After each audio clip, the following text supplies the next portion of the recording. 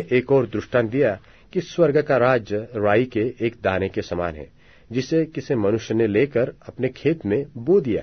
यह सब बीजों में से छोटा तो है, पर जब बढ़ जाता है तब सब साग पात से बड़ा होता है और ऐसा पेड़ हो जाता है कि आकाश के पक्षी आकर उसकी डालियों में बसेरा करते हैं। उसने एक और दृष्टांत उन्हें सुनाया कि स्वर्ग का राज्य खमीर के समान है, जिसको किसी स्त्री ने लेकर 3 पसेरी आटे में मिला दिया और होते होते वह सब खमीर हो गया। ये सब बातें यीशु ने दृष्टांतों में लोगों से कही, और बिना दृष्टांत वह उनसे कुछ न कहता था, कि जो वचन भविष्यवक्ता के द्वारा कहा गया था वह पूरा हो कि मैं दृष्टांत कहने को अपना मुंह खोलूंगा। मैं उन बातों को जगत की उत्पत्ति से गुप्त रही है प्रकट करूंगा। तब वह भीड़ को छोड़कर घर में आया, और उसके चेलों ने उसके पास आकर कहा, खेत के जंगली दाने का दृष्टांत हमें समझा दे। उसने उनको उत्तर दिया कि अच्छे बीज का बोने वाला मनुष्य का पुत्र है, खेत संसार है, अच्छा बीज राज्य के संतान और जंगली बीज दुष्ट के संतान है। जिस बैरी ने उसको बोया वह शैतान है। कटनी जगत का अंत है और काटने वाले स्वर्गदूत है।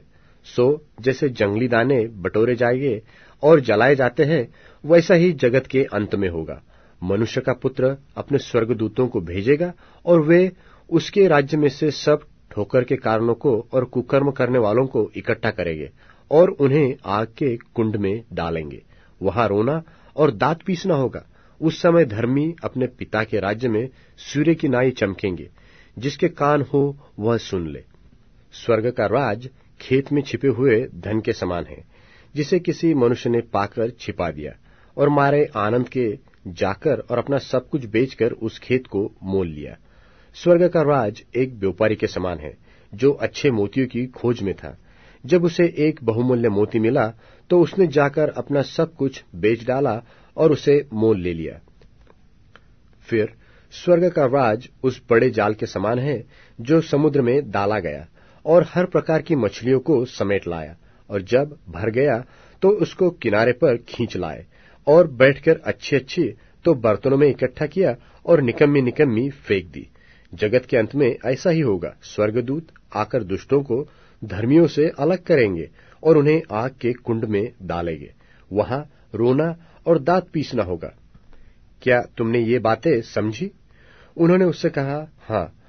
उसने उससे कहा, इसलिए हर एक शास्त्री जो स्वर्ग के राज्य का चेला बना है, उस गृहस्थ के समान है, जो अपने भंडार से नई और पुरानी वस्तुएं निकालता है।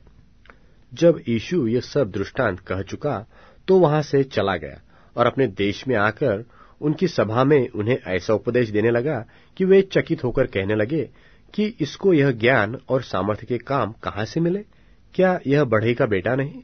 और क्या इसकी माता का नाम मरियम और इसके भाइयों के नाम याकूब और यूसुफ और शमोन और यहूदा नहीं? और क्या इसकी सब बहनें हमारे बीच में नहीं रहती? फिर इसको यह सब कहां से मिला? सो उन्होंने उसके कारण ठोकर खाई। पर यीशु ने उनसे कहा, भविष्यवक्ता अपने देश और अपने घर को छोड़ और कहीं निरादर नहीं होता। और उसने वहां उनके अविश्वास के कारण बहुत सामर्थ्य के काम